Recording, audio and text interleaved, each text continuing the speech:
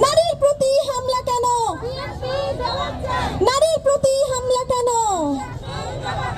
নারীর প্রতি হামলা কেন? খুন ধর্ষণ শত শত, খুন ধর্ষণ শত শত, নারী নিপীড়ন বন্ধ করো। বিসমিল্লাহির রহমানির রহিম। সুপ্রিয় সাংবাদিক বন্ধুগণ, আপনাদের সবাইকে জানাই আন্তরিক সালাম। আসসালামু আলাইকুম ওয়া রাহমাতুল্লাহ। আপনারা জানবেন যে আমরা মাত্র 5 দিন পূর্বে একটি জরুরি সংবাদ সম্মেলন করেছিলাম সারা দেশে নির্বাচনী প্রচারণায় বিএনপি কর্তৃক নারীদের উপর হামলা, তাদের শারীরিক হেনস্থার বিষয়ে। আজকে আবারও 5 দিন পরে আমাদেরকে রাজু ভাস্কর্যে দাঁড়াতে হয়েছে বিএনপি এবং তার ছাত্র সংগঠন ছাত্রদল কর্তৃক নারীদের নিপীড়নের প্রতিবাদ জানাতে, যা আমাদের জন্য অত্যন্ত দুঃখজনক। মাত্র 5 দিন পূর্বেই আমরা বিএনপি কর্তৃক যে ঘটনাগুলো ঘটেছিল সেগুলো বিস্তারিত বর্ণনা করেছিলাম, আমরা সেগুলোর প্রতিবাদ জানিয়েছিলাম, আমরা বিচার চেয়েছিলাম। কিন্তু মাত্র 5 দিনের মধ্যেই আমাদেরকে আবার প্রতিবাদ সমাবেশ ডাকতে হবে, আমাদেরকে আবার কথা বলতে হবে, সেটা আমরা আসলে কল্পনাও করতে পারিনি।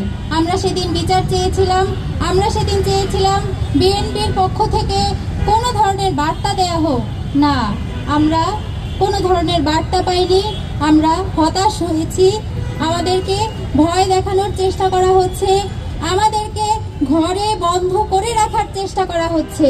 তাদের এই আচরণ আমাদের এক ধরনের শঙ্কার মধ্য দিয়ে নিয়ে যাচ্ছে, আদৌ আমরা তাদের কাছে নিরাপদ কিনা। প্রিয় সাংবাদিক বন্ধুগণ, প্রিয় দেশবাসী, আপনারা দেখেছেন গত 31শে জানুয়ারি গাজীপুরে একজন মধ্যবয়সী নারীকে ছুরিকাঘাতে নিহত করা হয়েছে এবং গতকালই চট্টগ্রামে 7ম শ্রেণীর একজন ছাত্রীকে ছাত্রদলের কর্মীরা সংঘবদ্ধভাবে ধর্ষণ করেছে। যে ঘটনায় আমরা অত্যন্ত লজ্জিত, অত্যন্ত মর্মাহত।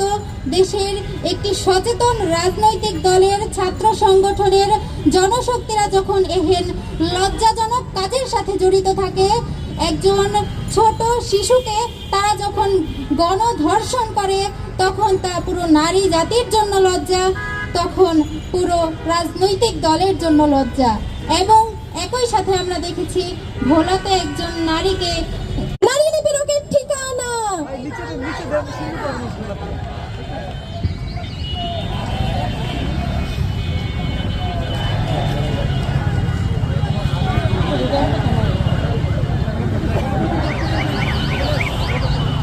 আমাদের মাঝে